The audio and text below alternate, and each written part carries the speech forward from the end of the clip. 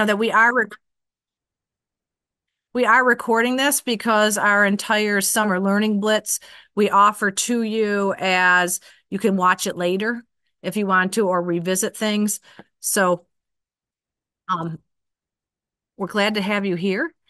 And my name is Linda Kell, and I am the Leadership Development Consultant at Wayne RESA, and I also help coordinate all the trauma supports.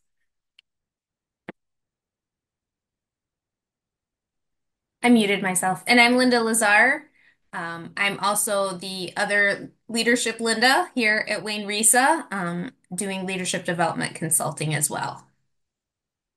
So, our agenda for today and what we're going to talk about today is really about conversations and when to have them as far as the right time. This is something that Linda and I have done in multiple districts throughout our county, and it's not just for leaders. This is for your personal and professional conversations. So, Dr. Lazar, if you could pull up the agenda for us. So, over the next hour, we're really going to talk about what exactly is a crucial conversation. We're going to really talk about some brain research and how that affects the conversations that we hold, not only personally, but professionally. We're going to talk about some common crucial conversations that we face each day as educators, and also what your style is under stress. And that's really a way to really look within yourself. I see a hand raise. Yeah, I think there's an issue with the form. I'm going to go in there and resolve that really quickly. Sounds good.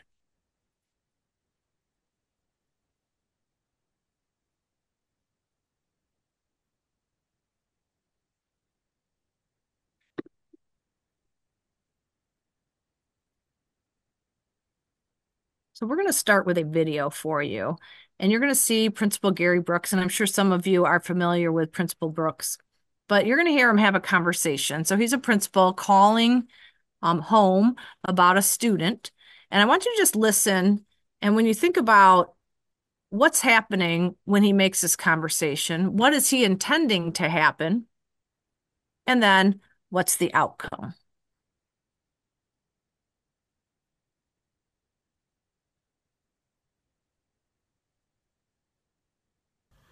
Oh, yeah. Is this Billy's mom? Yeah. Hi, Miss Smith. I'm sorry to call you during the day. Yeah. I'm sorry that it's your nap time, but I just thought you'd want to know this. But just wanted to call to let you know that Billy used some inappropriate language in the lunch line today.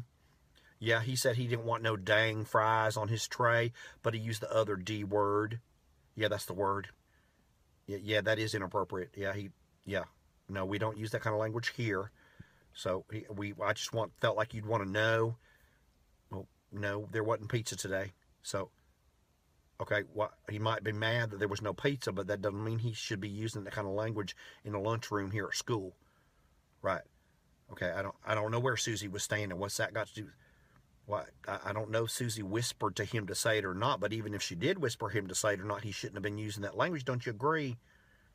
Well, no, I can't make sure that he's not in line with Susie anymore. It's not got anything to do with Susie. It has to do with Billy using the D word in the lunch line today. I'm not sure what's going on, why it's Susie's fault. Well, what do you mean? What's it got to do with this teacher? What do you mean he's still mad at her from Halloween? That was like 2 weeks ago. No, it was not her rule that he couldn't wear vampire costumes. It was a school rule. You can't wear scary costumes to Halloween. Well, and I'm still not sure what just because he's still mad about the vampire costume don't mean he can use bad language in the lunchroom. I'm not sure what you're trying to say. No, you don't need to send Grandma up here. Grandma don't need to come set nobody straight. I'm just calling to tell you that he said a bad word in the lunchroom line. I'm not sure what it is Grandma's going to do up here. I'm just going to tell her the same thing. Hey, Grandma, he said the D word in the lunchroom line. Well, I'm not. I don't know who beeped at you this morning in the car rider line. Now, I don't, okay, there's 700 kids here. I don't know who drives a big pickup truck beeping at you, and maybe that's why he was upset. Okay, that was this morning. The lunch was at 12 o'clock. I'm not sure what's going on. Okay, look, I'm just calling to tell you that he used the D word in the lunchroom line, and I'd like you to talk to him about it tonight. Well, I'd like you to say, don't use those words at school. Well, I'm not sure that it, no, I'm sure it's not the teacher that he's hearing that from. You know, how about this? How about I just, we'll deal with this here, and you go back to your dang nap. Sounds good.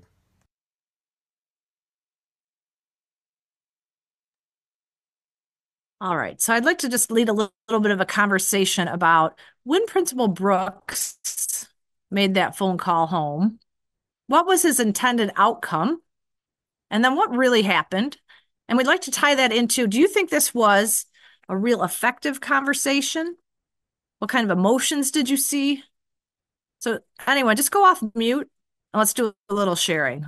What did you see with this conversation and what was the outcome?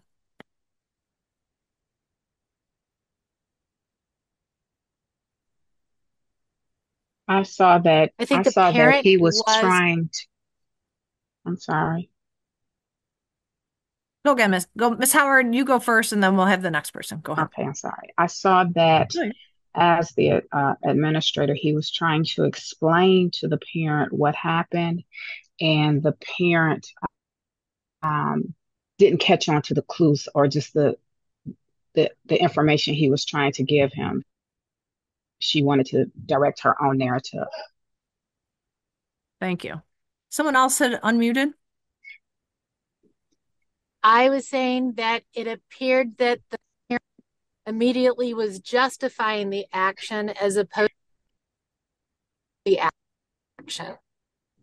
Got it. So kind of justifying the not necessarily what Principal Brooks thought was going to happen, right? And sometimes with our conversations, whether they're personal or professional, we're blindsided a little bit. What else did you see or hear?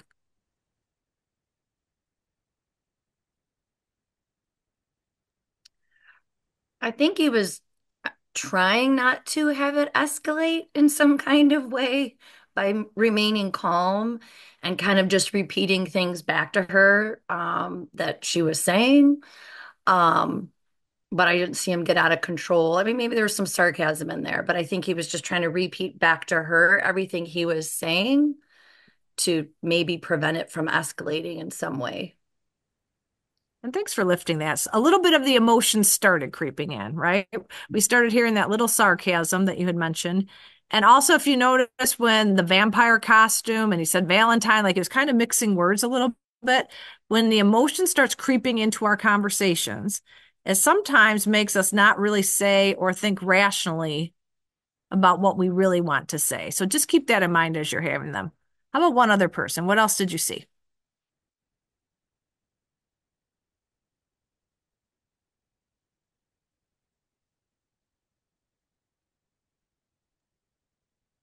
I think you could hear frustration on his end and probably coming from the parents' end as well. Exactly. Showing some frustration, right? And both ways.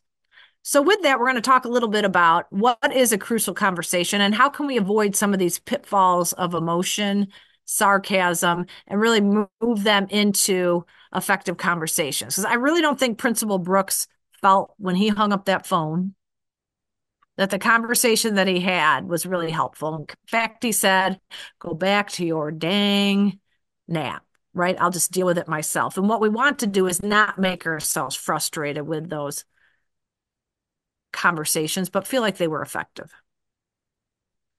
And working in the educational environment, we run into similar conversations as Principal Brooks every day. And I think that's what makes him and the scenarios he shares so relatable to all of us. And when we talk about crucial conversations, we're going to start off today just kind of with defining what that really means and using that to build the foundation of the rest of our conversation today. And so crucial conversations are defined as a discussion between two or more people that meet three things. Stakes are high, opinions are varying, and emotions are running strong.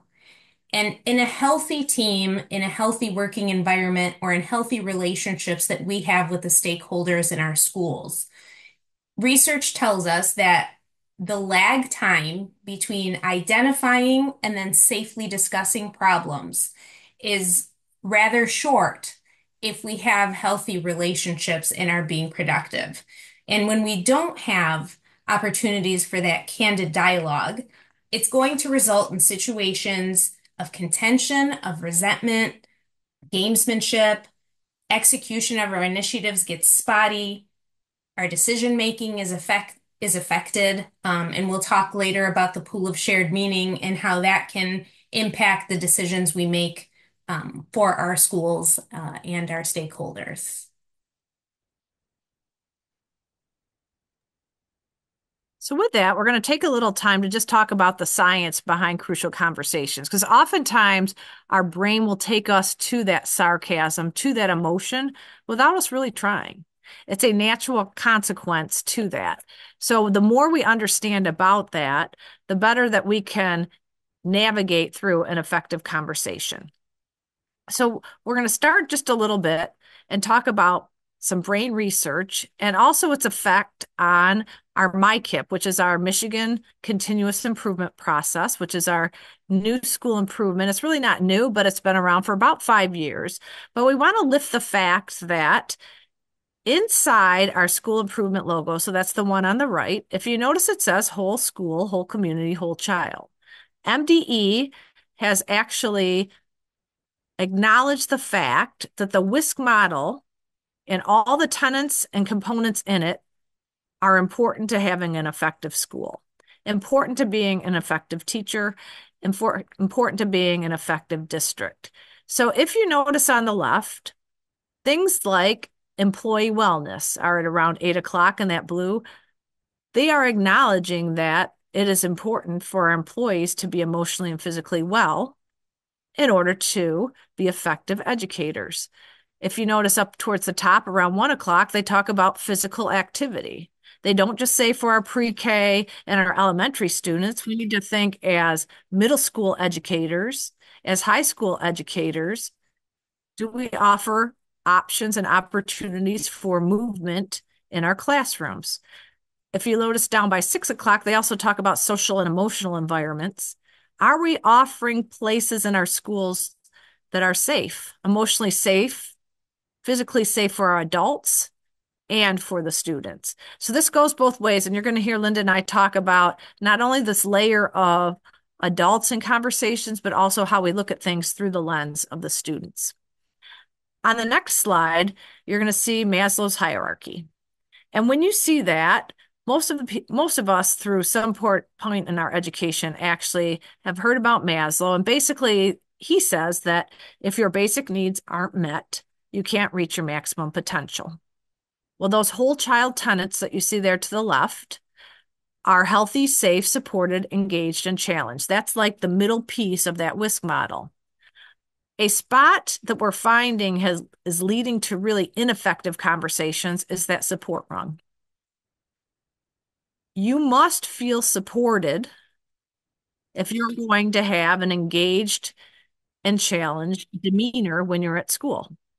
So I want to take this into conversations that you might have with students. If your students do not feel supported, they're not going to be the most engaged and challenged students. If you are a building leader, if your staff does not feel supported, then they won't be the most engaged and challenged staff.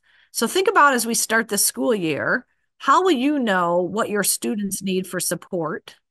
And it's really important that you think about how could you know that?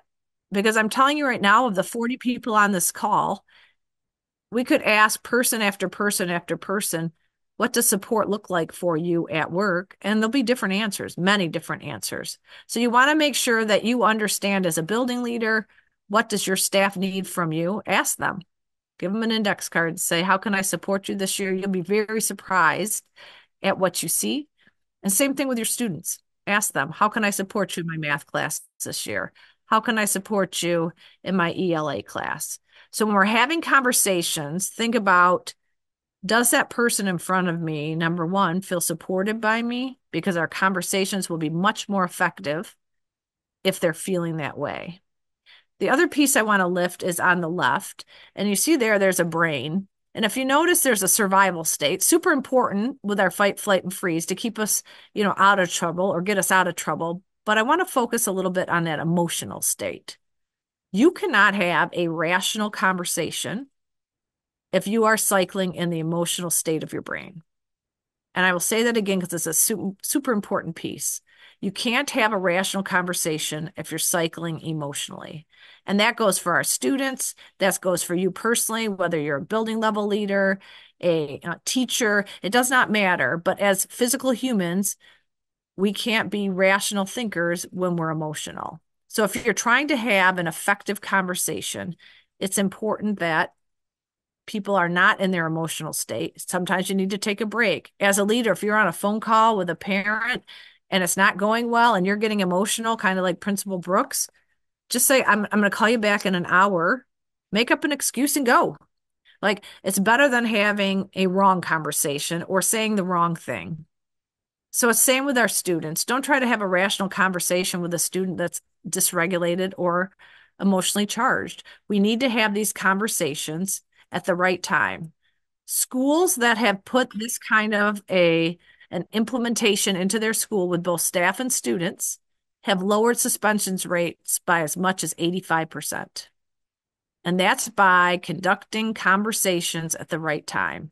So instead of perhaps restoring a student and then bringing them to a teacher that's still cycling emotionally and saying, let's have a conversation about this, it's looking at things like maybe if we wait an hour, it's going to be a more productive conversation for both the staff member and the student. Or if you as a teacher know you have an emotionally charged student, perhaps you're talking to them about missing work or something that went on in class. If they are emotionally charged at that moment, they really cannot hear you in a way that will make for an effective conversation. And we run into crucial conversations, critical conversations every day, whether it's in our personal lives, or our professional lives. We have to approach any type of conflict or any type of important discussion with the same tenets in mind. And so, what are some common crucial conversations that we face every day, that we can identify and then really start to look at the approaches that we're going to talk about in a little bit in order to have successful conversations, and reach resolutions for both parties that are involved? So, parent-teacher conferences are one situation where a crucial conversation might come up. Conversations that sometimes people try to avoid, but in so doing are only prolonging the problem and giving that problem the opportunity, or that challenge the opportunity, to be more difficult when you actually end up sitting down for that conversation. And the stakes are getting higher and emotions are getting higher as we put them off. But parent-teacher conferences are a great example of where we would encounter these in an educational setting, having to talk to parents about behavior. We all know we take those things very personally. When we talk about our students, there's a lot of ownership there. Same when parents are talking about their babies. And so we have to take those things into consideration. Student discipline, collaborating with colleagues, even. So when we're getting ready to discuss a project that we're working on as a grade level team, or we feel like somebody on the team is not pulling their weight in that particular instance, how do we approach that successfully, so that we can continue to strengthen those relationships on our teams? Difficult conversations with students.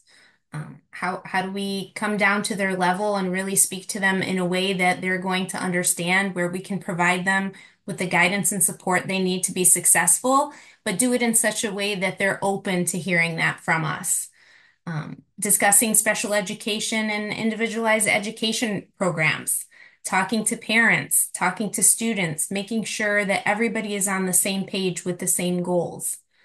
Cultural sensitivity and equity is another, theme that we run across quite frequently. How do we discuss those topics where people's emotions are really heightened? People are feeling defensive, and you're having to now navigate through all of the emotions pieces as we have those conversations. Yes, the data dialogue meetings, those accountability conversations. 100%. I see some of you adding those into the chat box there. Absolutely. Professional development discussions, discussions around school policies and procedures. These are all common, crucial conversations that we have in our day-to-day at work. And really learning how to navigate those successfully will make a huge difference, in our own personal success and the success of our students and our schools as a whole. So we are now going to take the time to really look at your style under stress. because we know that when we are under stress, it affects the way we have our conversations. And it's also going to give us a little insight into knowing how we approach the conversations that are opinionated and stressful and all the pieces that Dr. Lazar told us. We are going to show you a QR code and drop into the chat a link that will allow you to find your style under stress. There are questions to be answered. Please make sure you do this because the rest of this conversation will allow us to reflect around that data. So whether you click on the link that we're going to put in the chat, or if you use the QR code that you see on the screen, we're going to give you about 5 or 6 minutes to complete that style under stress and figure out what yours is. If we were in person, we would give you a recording document where you'd write those down, but you can either screenshot it on your device. I'm going to also send you a link where you could look at that style under stress and write that down if you happen to have a printer. The link that I just dropped in is for you to access that. So if you'd rather access it on your device, just go ahead and click on that link or use the QR code. And then when you are done and you get the results, please record those somewhere or screenshot them. So as we talk about your results, you can use them to analyze yourself and understand how to have your conversations more effective. What questions do you have? All right, check out your style.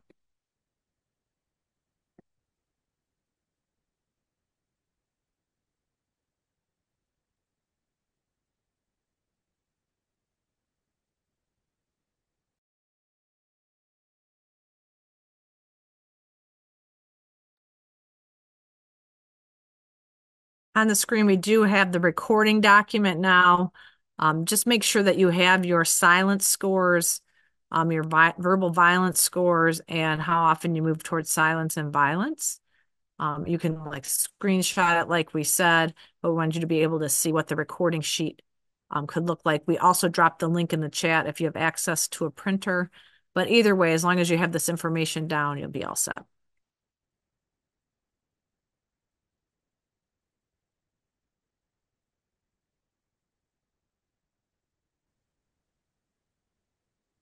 And don't worry, even though verbal violence sounds like it might have a negative connotation, as we start to discuss those more, you'll see that it's far from. So,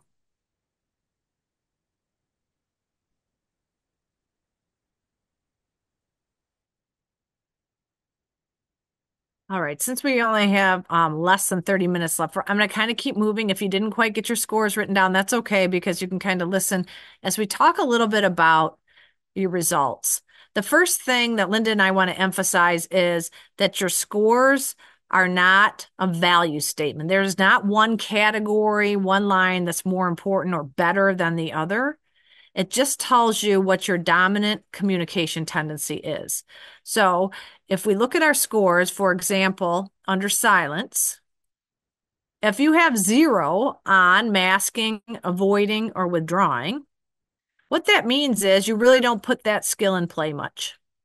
So you are not a masker, which is kind of couching things in between, like saying something nice, saying then what you really want to say, and then couching it with something else that's nice, right? That sandwich tactic that we talk about sometime. If you have a 0 on avoiding, you mean that you don't usually avoid. Like you don't steer away from sensitive subjects, you have that conversation. And same with withdrawing. 0 is not put it into play. 2 is a really strong go-to category. It's something that you do often. And 1 is you put it into play sometimes.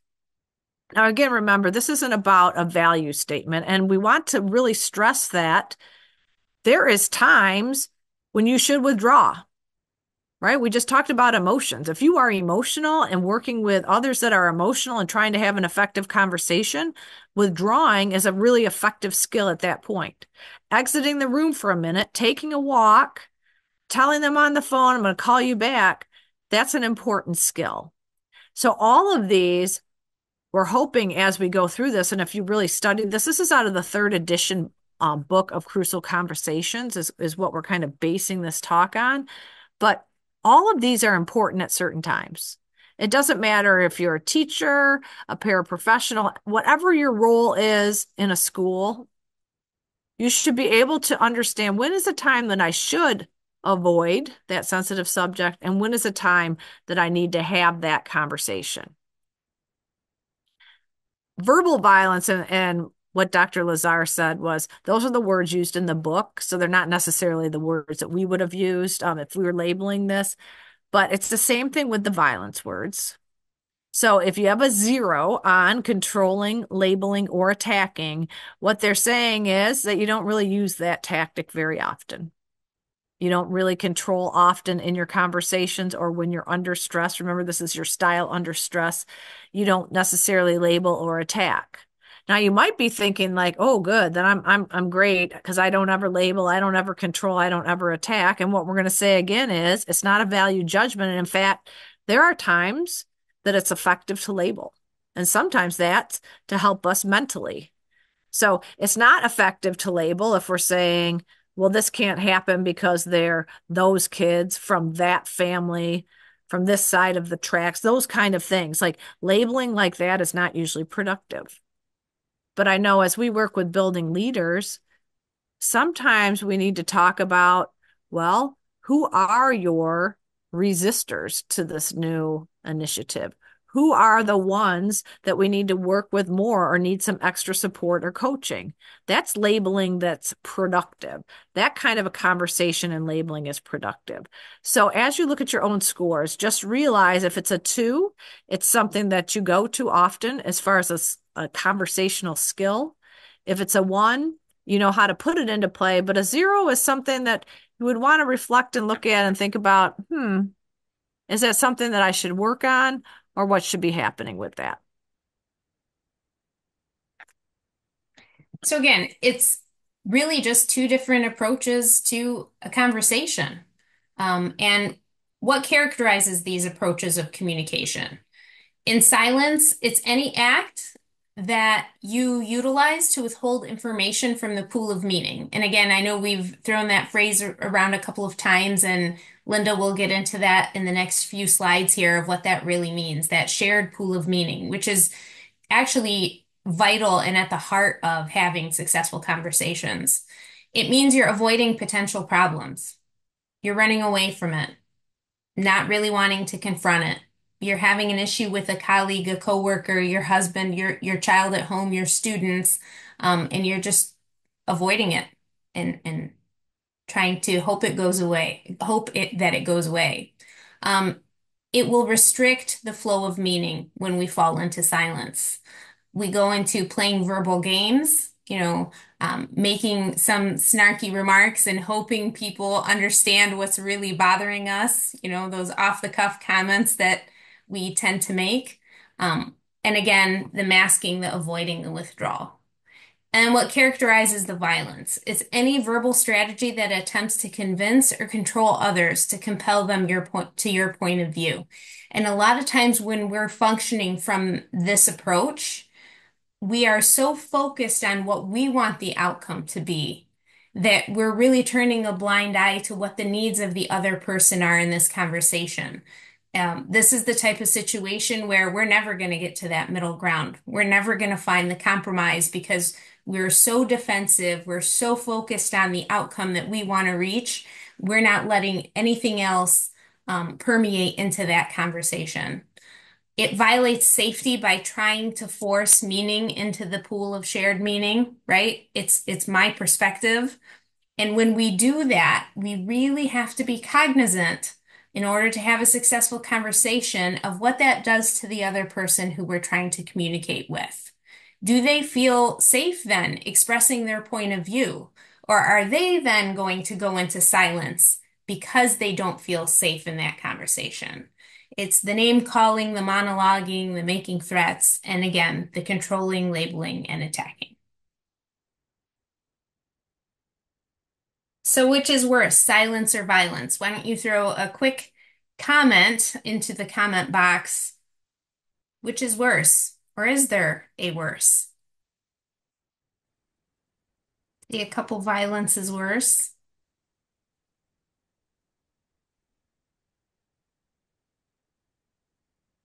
Both can be negative. Yeah. Equally not great. And I think that goes back to what Linda was talking about in that sometimes, right? Different situations are going to call for us to use different styles of communication. But yeah, violence can typically be more hurtful.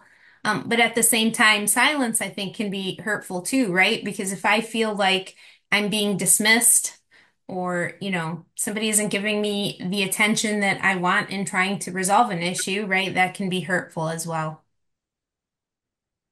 Yeah. And correct, silence is not going to be healthy for the person being silent because the longer I'm silent, the longer I don't feel safe in a conversation, the more resentment that's going to, those feelings of resentment are going to bubble up. Yeah. Okay. Awesome. Thank you for your input on that. Absolutely.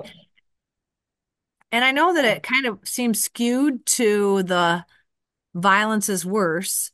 But as you traverse through life over the next week, I want you to think about things like the silent treatment, right? So we do that as a form of communication sometimes, right? To give someone a message that we're upset. How does that make us feel? And I know people lifted that. It doesn't make you as a human feel that well.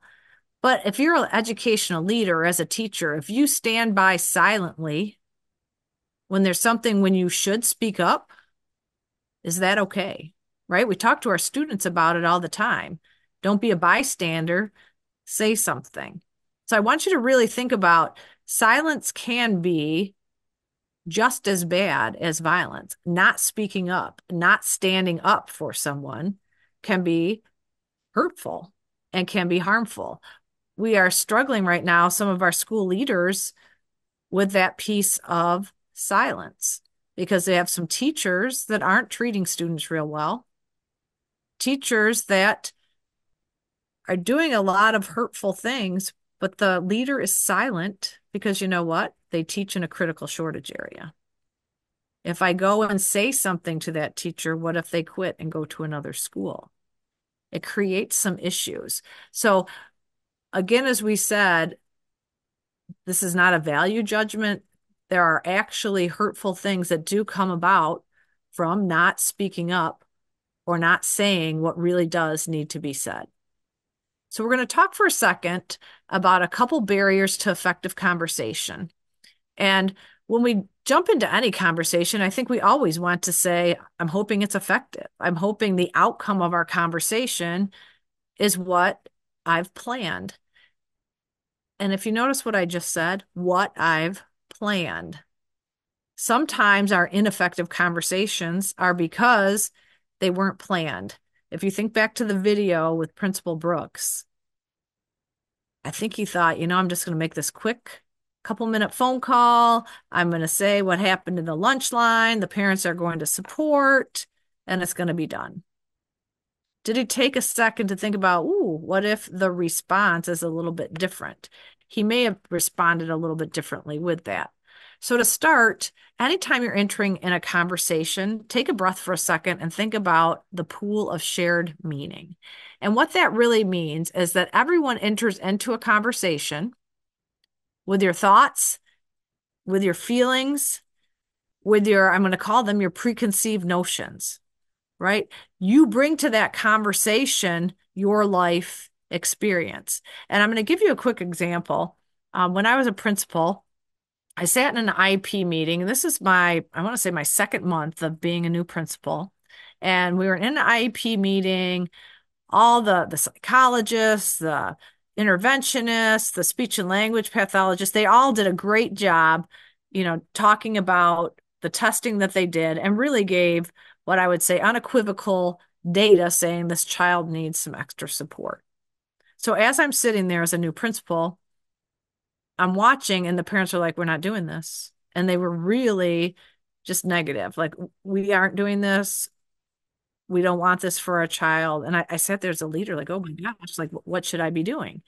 And so after the meeting, I invited them in my office because I kind of couldn't let it go. I had to advocate, right? I had to actually not be verbally violent, but I had to speak up for the student because it was overwhelmingly showing that they needed extra support.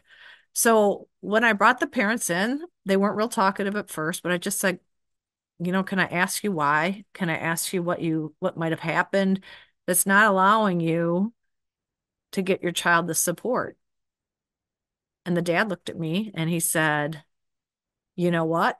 I will never, ever let my child be in special ed. I was in special ed and all I did was miss out on all the fun stuff. I was in this classroom and I would look out the window and people were having fun and I never got to have that. Well, that father's pool of shared meaning was signing that IEP meant his child was going to be unable to participate in fun activities, unable to go out and experience all the things that everyone in what we'll call your traditional classes were getting.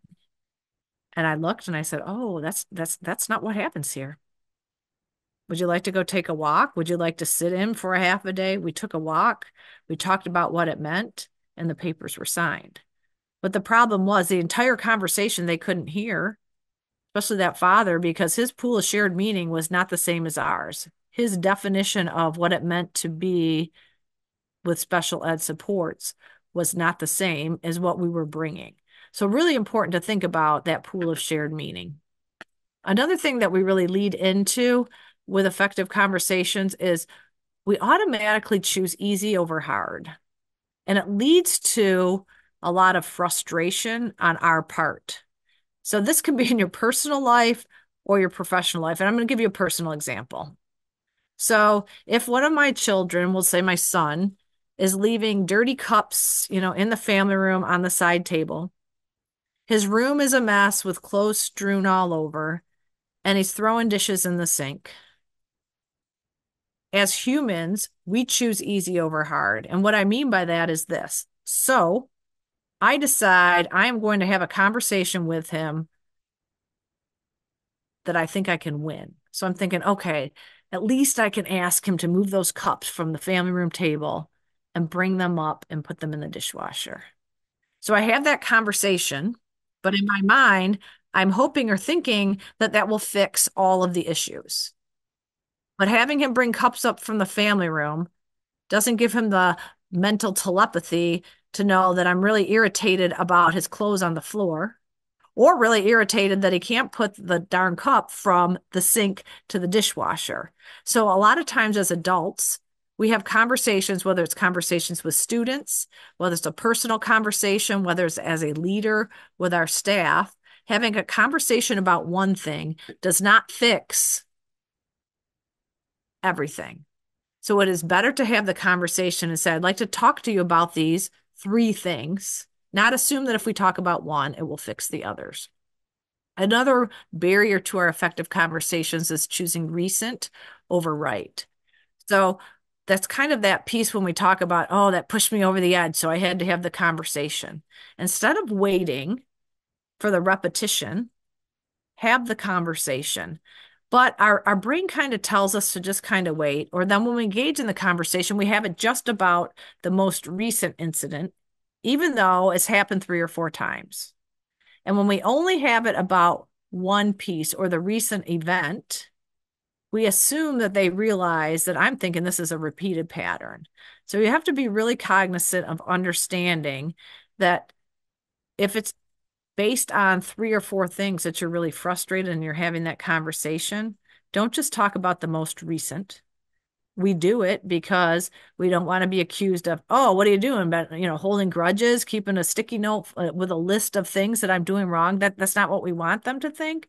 But if we don't talk about all the pieces, then it's not going to lead to the results that we're looking for. And so, how do we know if we're having the wrong conversation? We're in a conversation. Linda gave a few great examples, both personal and professional. And we're having this conversation. All of a sudden, we realize emotions are escalating. People are getting defensive. We're not getting anywhere.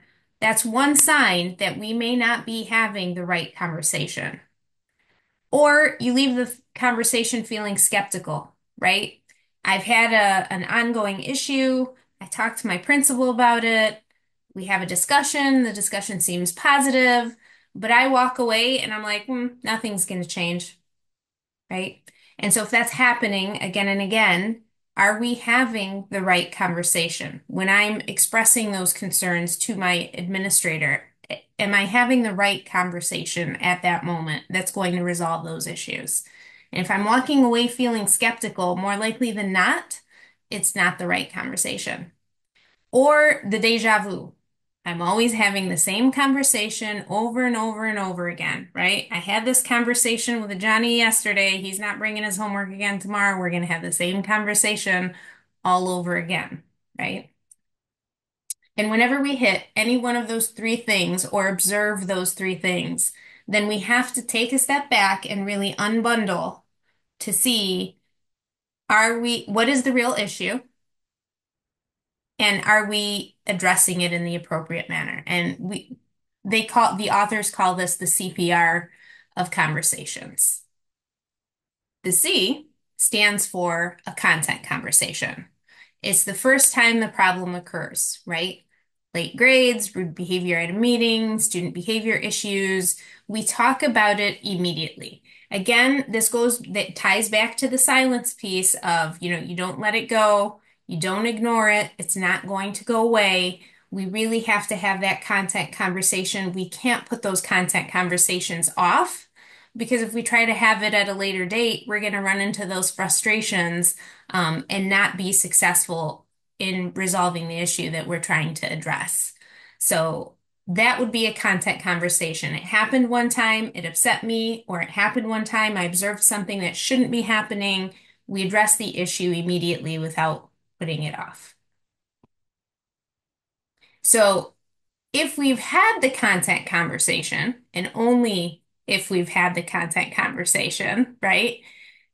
And it happens again after that conversation has occurred and we've, clearly articulated our expectations.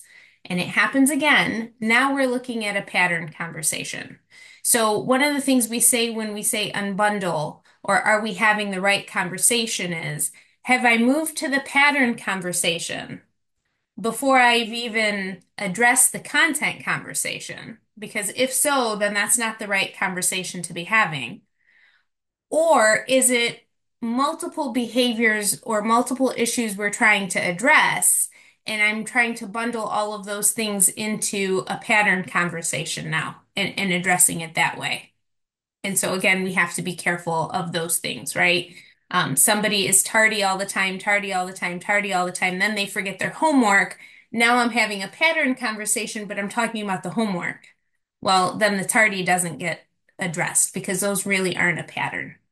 Um, and really deciding when we want to have that conversation. Second time, maybe you want to let it go. Third time, we say, you know what? Okay, I've had the first incident conversation for content. Now we're looking at a pattern. We have to approach this conversation differently. And only if we've had those two conversations can we move on to the next one, which is the crux of everything, really, relationships. And I'll pass that back to Linda. So with that, if you're having or finding yourself, again, personally, professionally, in your classroom as a leader, if you're finding yourself having the same conversation over and over again without any effect, then think about, does it have something to do with relationship? And relationship conversations can be complex, they can be difficult, but they also can be incredibly effective. So if you're having over and over again these conversations, then start thinking about, okay, why? Are you respected?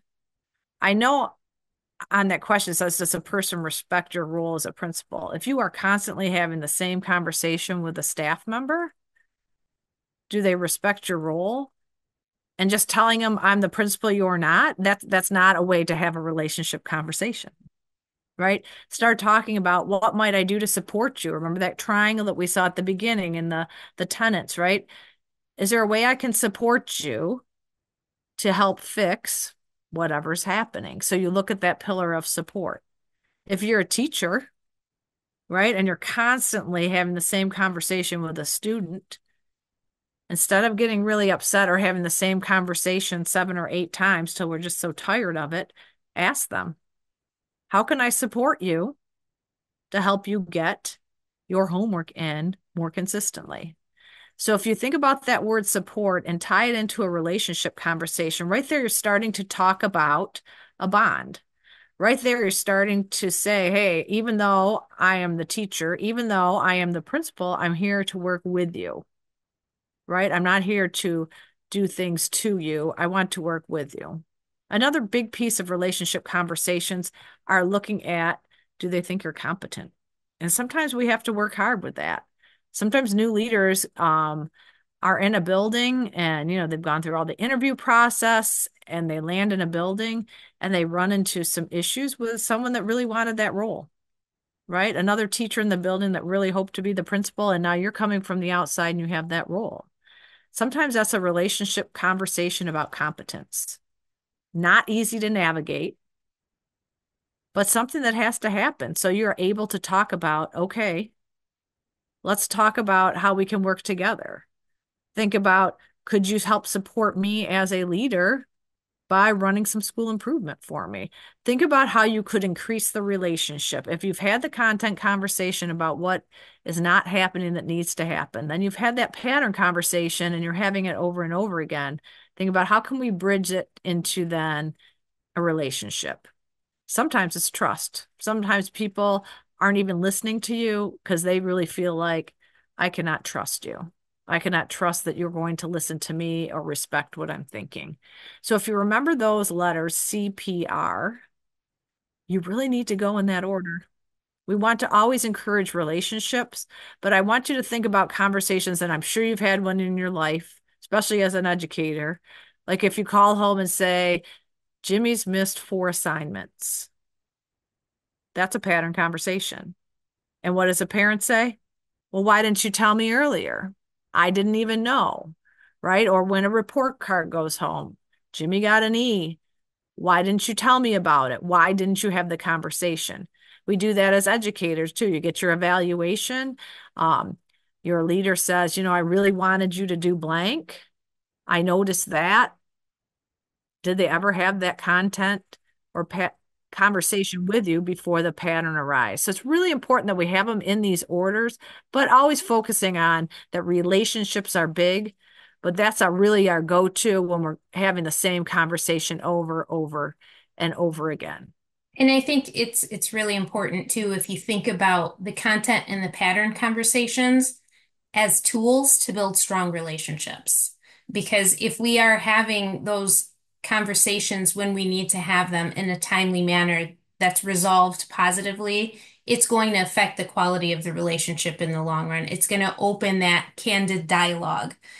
It's going to make people feel safe expressing their point of view in those conversations, and it'll build to those successful relationships we need for having critical discussions when we need to.